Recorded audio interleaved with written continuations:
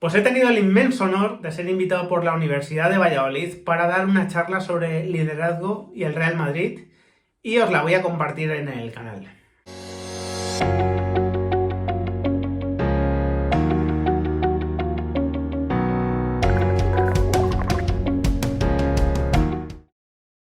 Muy buenas a todos, ¿qué tal?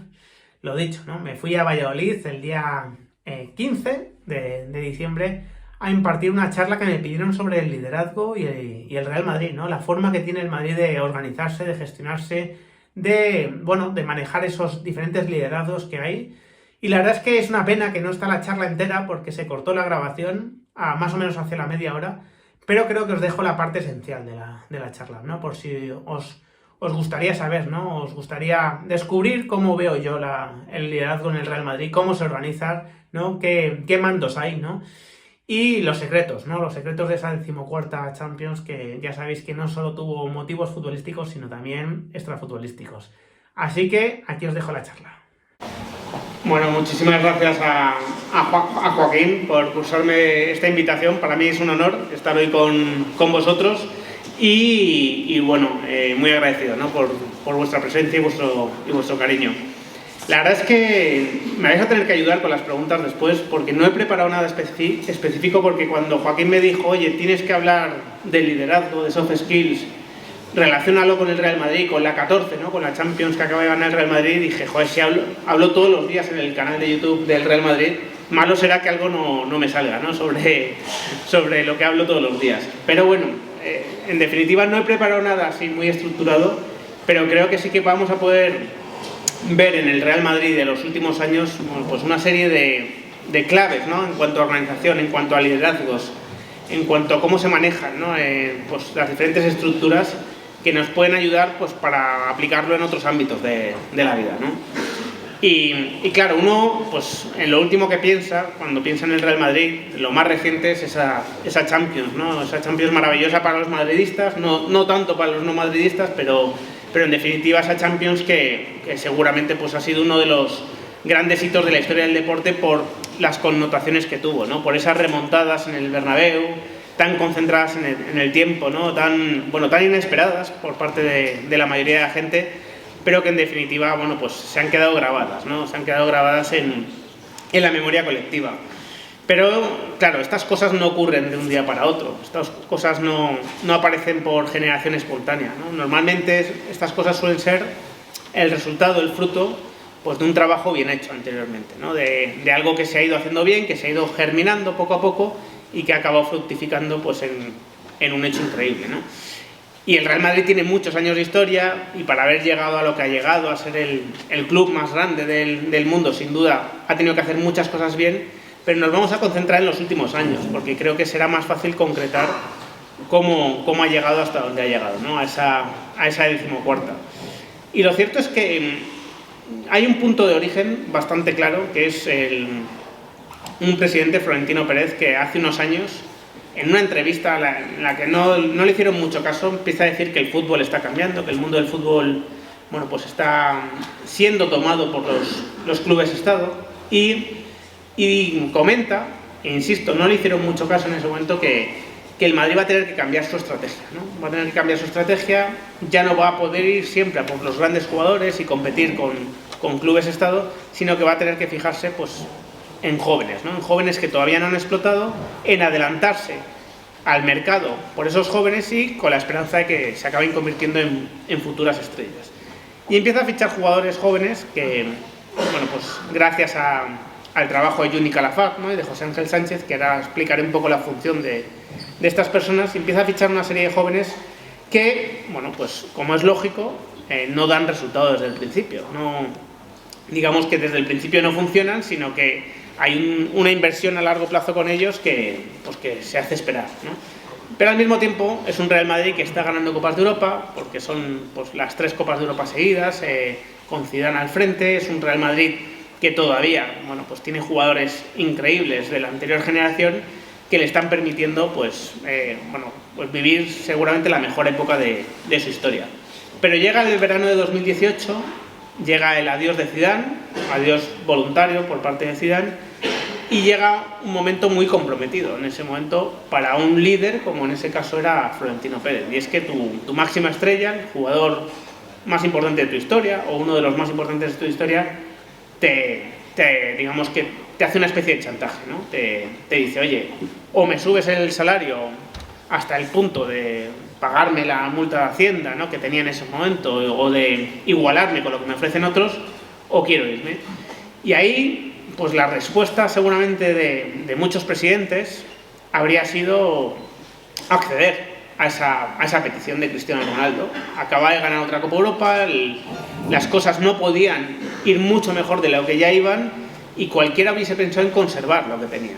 Pero sin embargo Florentino le mandó un mensaje muy importante a todo el club, a los jugadores y también a la afición, y es que nadie estaba por encima del Real Madrid, ¿no? Nadie estaba por encima del Real Madrid, y lo que le dijo a Cristiano es: si traes 100 millones de euros, te dejo irte porque te mereces, ¿no? Te mereces poder elegir tu siguiente destino. Y fue una decisión muy criticada por parte de mucha gente, por parte de la prensa, por parte de, bueno, incluso del mundo del fútbol, y creo que tuvo su coste deportivo al principio. El Real Madrid no hizo una buena temporada. Al año siguiente ya la apuesta por los jóvenes era todavía más decidida, porque tú, dejando salir a Cristiano Ronaldo, lo que estabas es dejando hueco a Vinicius, un Vinicius que acaba de llegar, dejando un hueco a Rodrigo, que ya estaba fichado y llegaría el año siguiente. Estabas de alguna manera siendo coherente con la estrategia que tú te habías marcado. No estabas dejándote guiar por el corto plazo, porque lo que te importaba era el medio y el largo plazo, ¿no? De hecho, a mí una frase que me dijo un dirigente del Real Madrid es: oye, Ramón, nosotros no queremos ganar el domingo. Por supuesto que también queremos ganar el domingo, pero lo que queremos es ganar los próximos 10 años. Bueno, pues dejar a Cristiano Ronaldo salir era ser agradecido con él, era pensar en los próximos 10 años, pensar en el dinero que ingresabas ahora, el dinero que le dejabas de pagar a él, y en que el vestuario tenía un mensaje muy claro, y es que nadie estaba por encima y que se confiaba en los que estaban ahí, ¿no? Bueno, llegó una pandemia durísima, absolutamente dura, y de nuevo, en mi opinión, pues el club, ¿no?, a través de Florentino Pérez, a través de José Ángel Sánchez, volvió a mandar un mensaje de coherencia al vestuario, de coherencia a la afición. Oye, ha llegado el momento de una pandemia donde se reducen sensiblemente nuestros ingresos y tenemos que ser austeros. Y por lo tanto le vamos a pedir a los jugadores que hagan un esfuerzo también de austeridad, un esfuerzo de recortarse el salario. Y qué casualidad que el Real Madrid fue uno de los pocos clubes que seguramente obtuvo una rebaja salarial de su plantilla. ¿Pero por qué la obtuvo, esa rebaja salarial? ¿Por qué no hubo una guerra pública como ocurrió a lo mejor en el Barcelona, ¿no?, donde se supo que no hubo tal rebaja y además hubo mucha marejada?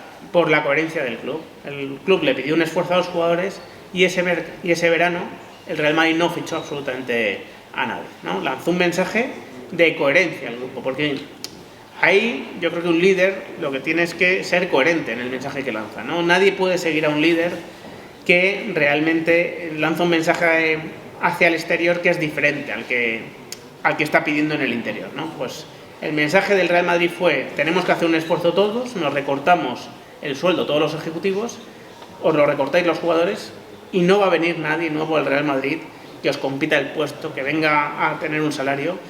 Y el Real Madrid, pues afortunadamente, fue un club que sobrevivió a la pandemia de una manera más que digna, sin pérdidas y además sin despedir a nadie, ¿no?, sin ningún ERTE, ¿no?, cosa que sí que necesitaron hacer otros clubes, pues porque no podían, digamos, cuadrar las cuentas de otra manera, ¿no? Y llega un tercer mensaje, ¿no?, que yo creo que va desembocando poco a poco, ¿no?, en esa temporada gloriosa que vivió el madridismo, y es el adiós de Sergio Ramos, ¿no? De nuevo hay un capitán que te da absolutamente todo, igual que Cristiano Ronaldo, que ha sido ejemplar en muchísimas cosas, pero que, bueno, pues que está en su último año de contrato, que tiene ya una edad avanzada para un futbolista, que está con lesiones y que no se quiere atener a la política del club, que es que a partir de los, creo que son 30, 31 años, se renueva de año en año, ya no se hacen contratos largos. Bueno, el Real Madrid se sabe, porque esto lo han confesado las partes, que negocia con Sergio Ramos, le ofrece continuar un año más en las mismas condiciones económicas que estaba, pero Sergio Ramos pues le dice que no tiene intención de aceptar esa oferta y que quiere un contrato multianual. Bueno, el caso es que el Real Madrid le dice, oye, Sergio, eres demasiado importante como para planificar la siguiente temporada sin saber si sigues o no sigues. Tenemos que poner una fecha de caducidad en esa oferta. Y Sergio Ramos, en ese momento, me imagino que sintiéndose fuerte, confiando en sus posibilidades, les dice que planifiquen sin él, que no va a aceptar esa oferta. Bueno, la historia es sabida ya, ¿no? Por muchos. Sergio Ramos, al final, llama a la puerta del Real Madrid, le dice que está dispuesto a aceptar esa oferta y el Real Madrid le dice que esa oferta ya ha caducado, que ya ha fichado a David Álava, que ya a Militao se le ha enviado el mensaje de que va a ser el central titular y que tiene que salir del club, ¿no? Fue una decisión, otra vez, con mucho coste político. Era el capitán, era un tipo pues con mucha ascendencia en el vestuario, pero fijaos el mensaje que de nuevo se enviaba hacia adentro. Nadie está por encima del Real Madrid. Militao es el fichaje joven que va acorde a la política de fichajes del Real Madrid que os comentaba antes, de fichar jugadores jóvenes y darles salida, y se confía en ti. Y se va un líder, pero pueden aparecer nuevos líderes, ¿no? Pueden aparecer nuevos líderes que a lo mejor, bueno, pues estaban ahí, no ocultos, ¿no? Pero estaban un poco ahí como en segundo plano, porque el liderazgo de Sergio Ramos y anteriormente el de Cristiano Ronaldo era muy fuerte, ¿no? Era un liderazgo muy dominante, realmente condicionaba muchas decisiones y bueno, como es natural, tenía tanta ascendencia que también podía influir incluso en dinámicas de trabajo, ¿no? En cuándo se entrenaba, en cuánto se entrenaba, en si había concentraciones o no. El Real Madrid de alguna manera dijo, mira, a pesar de que puedo tener un coste deportivo, vuelvo a pensar en el medio plazo, vuelvo a pensar en el largo plazo, vuelvo a pensar en que hay jóvenes que están deseando emerger de alguna manera, ¿no?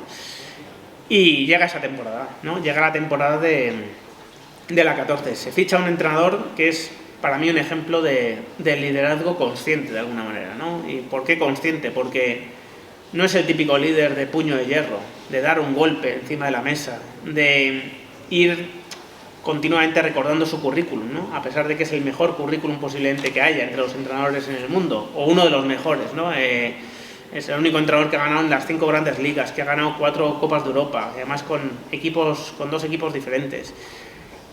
Bueno, es un liderazgo más tranquilo, es un liderazgo mucho más sosegado, es un liderazgo que empodera de alguna manera más al jugador, ¿no? Ancelotti no se ha cansado de repetir que los jugadores son sus amigos, algo que no parece propio de un líder, ¿no? Pero esto también demuestra que muchas veces, ¿no? Quiero decir, no todo está en el manual, ¿no? No todo está en el manual, y que un líder también tiene que adaptarse a sus circunstancias, ¿no? A las circunstancias. No es lo mismo un vestuario que otro, ¿no? No es lo mismo un vestuario con muchos jóvenes y con veteranos que tienen un sentido muy colectivo, ¿no? De la vida y de lo que debe ser el Real Madrid, que un vestuario con auténticos líderes, con líderes pues con más carácter, donde a lo mejor tienes que adaptar otro papel, ¿no? Yo creo que Ancelotti fue una elección muy acertada en ese sentido, para guiar a una plantilla que era muy buena, pero con la que nadie contaba para lo que consiguió. Y lo que os comentaba, ¿no? De repente emergieron nuevos líderes. De repente apareció Benzema, que ya había tomado el testigo de Cristiano Ronaldo, pero que ya sin Ramos, sí o sí, tenía que ser el que, digamos, que acaudillase de alguna manera pues a los Vinicius, Rodrigo, a los jóvenes. Apareció un Casemiro, pues que es todo un ejemplo, ¿no? de profesional, de una persona absolutamente ejemplar, ¿no? Y que bueno, pues fue un líder dentro del vestuario también, pues con esos brasileños, ¿no? Con Valverde, ¿no? Mandándoles el mensaje muchas veces que no querían escuchar en ese momento, pero que sí que necesitaban escuchar.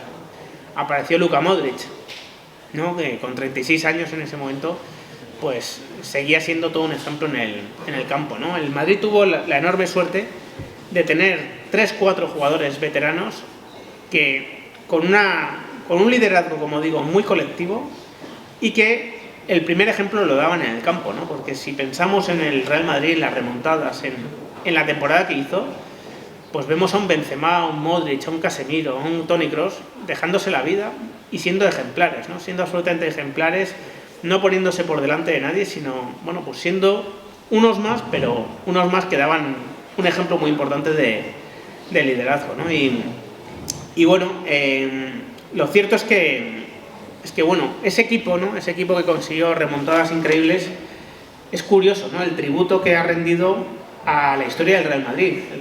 La historia del Real Madrid, para los que ya son un poco más adultos, ¿no? Va vinculada muchas veces a las remontadas, ¿no? A las remontadas de los años 80, remontadas que, bueno, pues a la mayoría de vosotros seguramente os han contado, no las habéis podido ver, yo mismo no las he podido ver en directo, pero que de alguna manera formaban parte de esa esencia del Real Madrid, ¿no? De no rendirse nunca, ¿no? De el hasta el final, ¿no? Ese mensaje.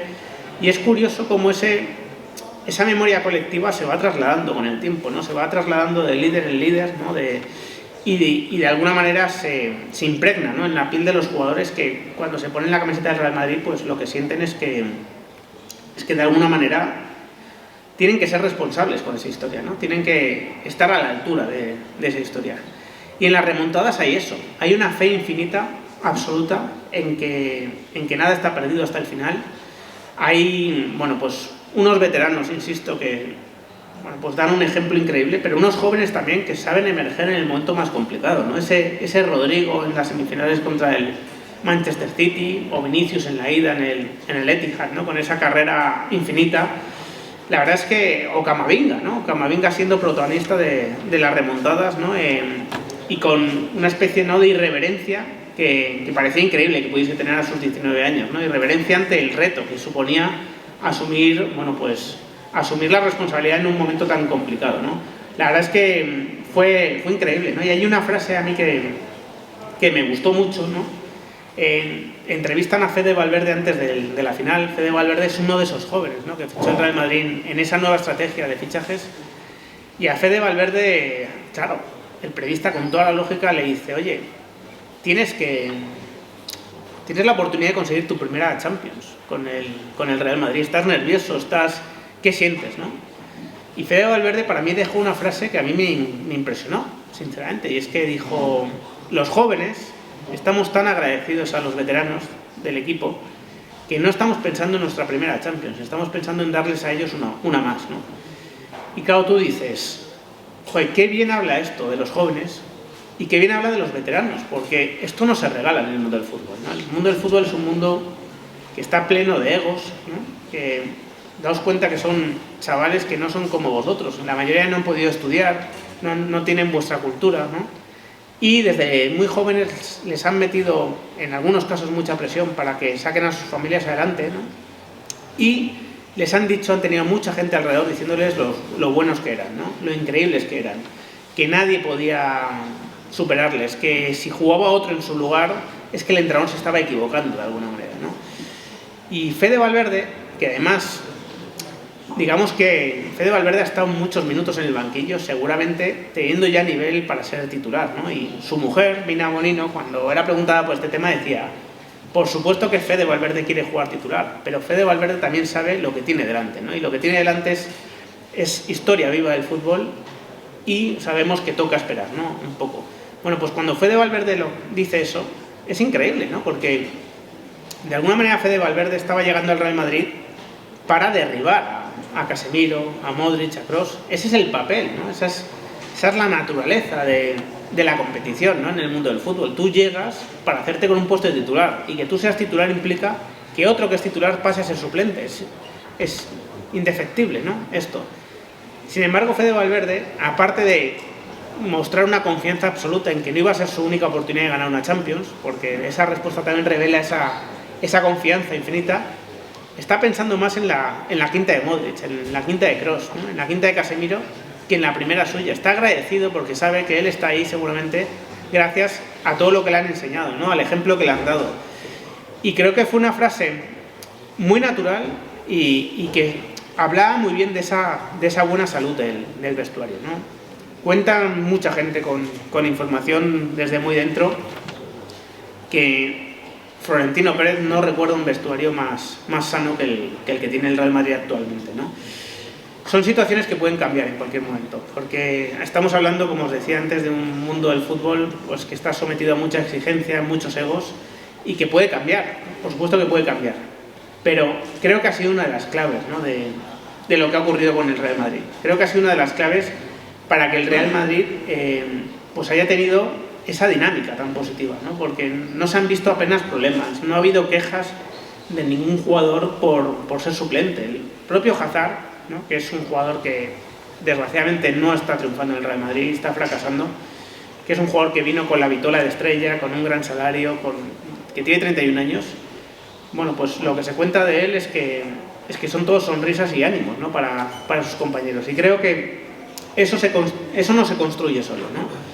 Eso se construye de una manera muy trabajada en el tiempo, con un entrenador que es un líder, que, bueno, pues que pregona, que practica el ejemplo, ¿no? De alguna manera, que es el primero que nunca habla de su currículum, que no da salida a su ego, ¿no? Un ego desmesurado, que podría sacarlo, pero no lo saca. Siempre habla del Real Madrid, siempre habla de la 14ª, no habla de su cuarta, ¿no?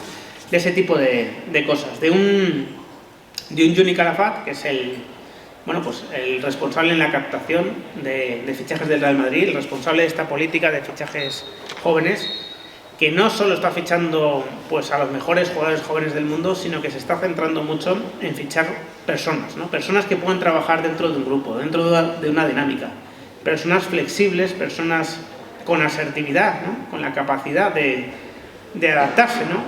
A diferentes circunstancias, y personas que van a saber encajar su ego dentro de algo más importante, dentro de algo colectivo. Y no es casualidad que jugadores como Vinicius, como Rodrigo, como Valverde, como Camavinga, como Militao, hayan encajado también desde el principio en el Real Madrid, hayan encajado también en el vestuario.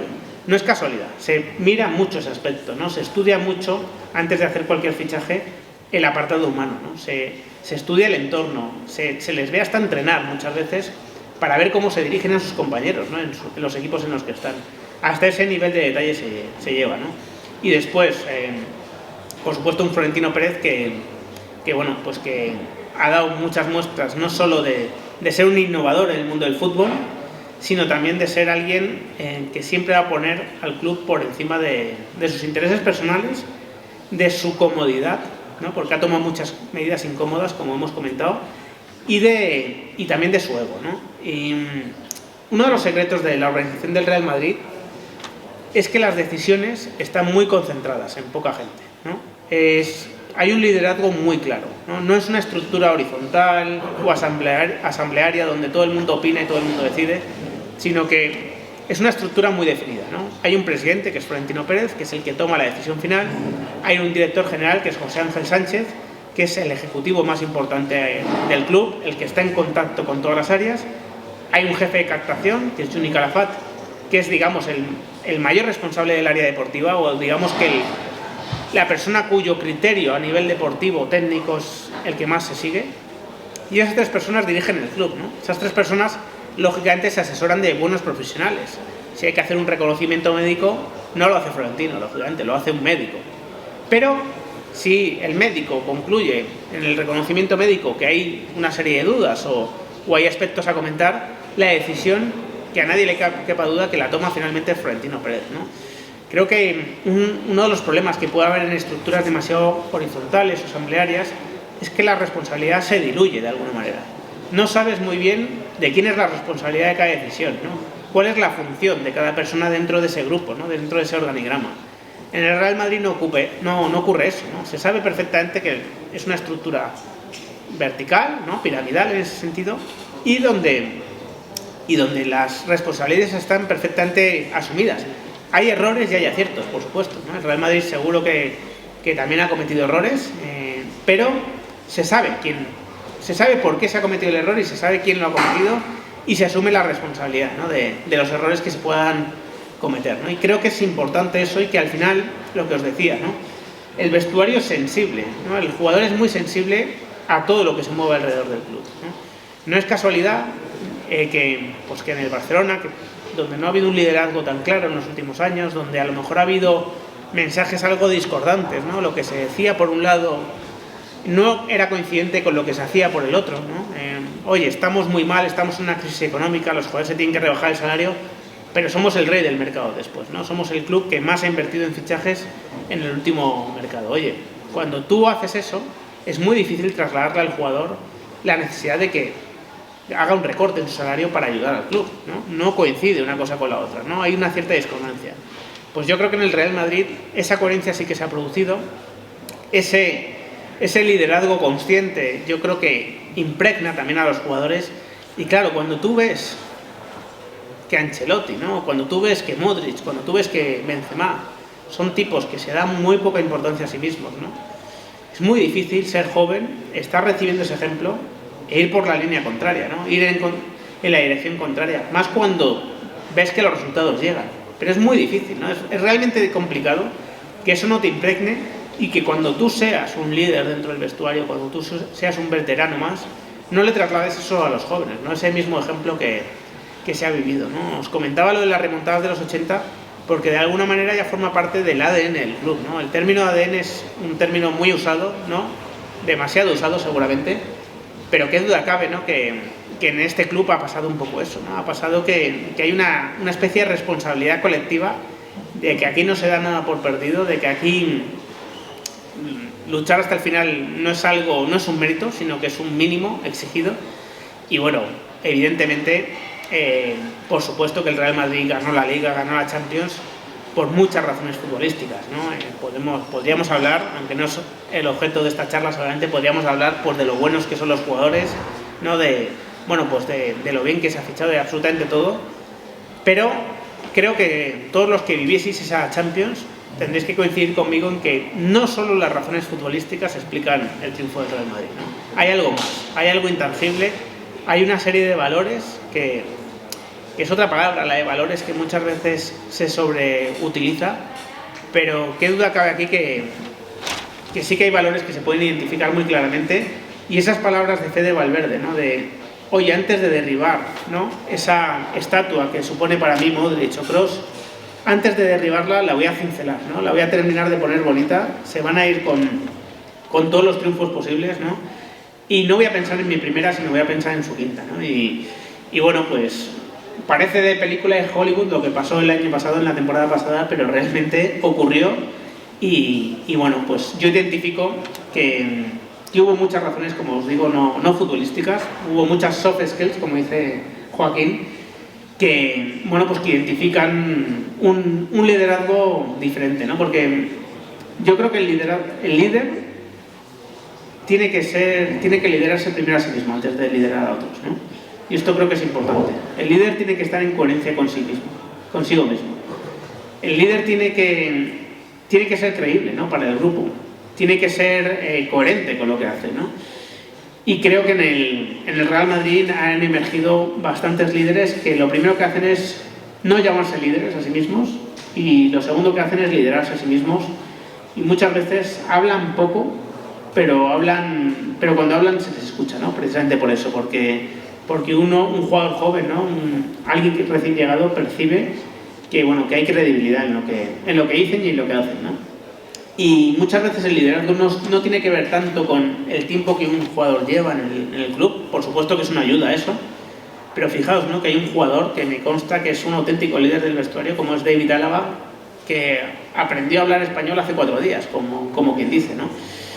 Bueno, el liderazgo muchas veces es eso, ¿no? Es positivismo, es optimismo, es trabajar como el que más, por supuesto, y es, bueno, pues ese compañero que te pone la mano en el hombro cuando van mal las cosas, y el compañero que a lo mejor te echa una pequeña bronca cuando van muy bien, porque a lo mejor estás en el momento más cercano a perderte, ¿no? A relajarte, a creerte que ya lo has conseguido todo, ¿no? A mí me consta, por ejemplo, hace un tiempo que Fede Valverde, ¿no? Venía a hacer un grandísimo partido, esto no es de la última temporada, venía a hacer un grandísimo partido y Casemiro en el entrenamiento siguiente